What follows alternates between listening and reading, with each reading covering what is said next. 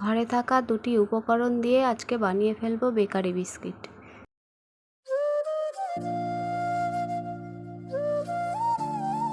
প্রথমে একটি মিক্সি বাটি নিয়ে নেব, হাফ কাপ বাদাম, হাফ কাপ চিনি দিয়ে একটি ড্রাই পেস্ট বানিয়ে নেব। পেস্টটি আমার বানানো হয়ে গেছে। এবার একটি বাটি নিয়ে নেব, বাটির মধ্যে পেস্টটিকে ঢেলে নেব। এবার ওই কাপেরই 1 কাপ আমি ময়দা পেস্টটির সঙ্গে ভালোভাবে মিশিয়ে দেব।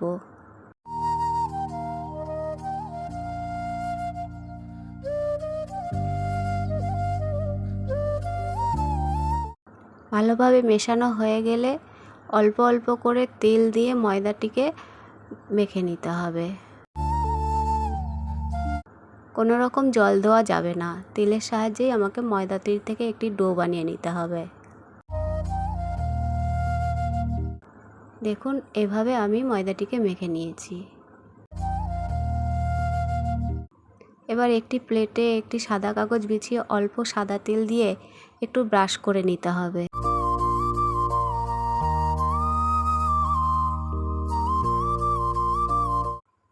এবার ওই ডোটি থেকে ছোট ছোট করে গোল গোল করে লেচি কেটে আমাকে একটি শেপ তৈরি করে নিতে হবে বিস্কিটের।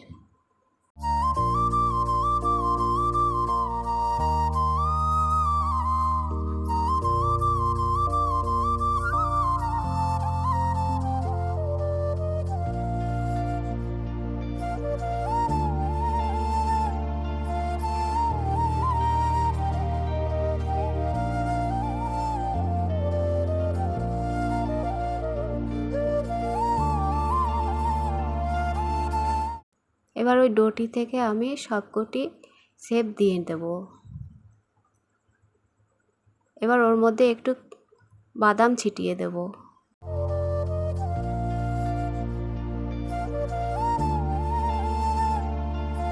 গ্যাসে একটি কড়া বসিয়ে দেব, মাঝখানে একটি স্ট্যান্ড দিয়ে হাই হিটে 5 মিনিটের জন্য রেখে দিতে হবে।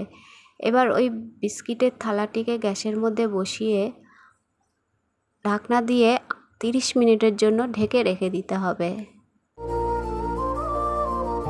30 মিনিট পর আমি ফিরে এসেছি। এবার দেখুন বিস্কিটটি আমার রেডি হয়ে গেছে। একটি সাঁড়াশির সাহায্যে নামিয়ে ঠান্ডা করে নেব। তো বিস্কিটটি আমার রেডি।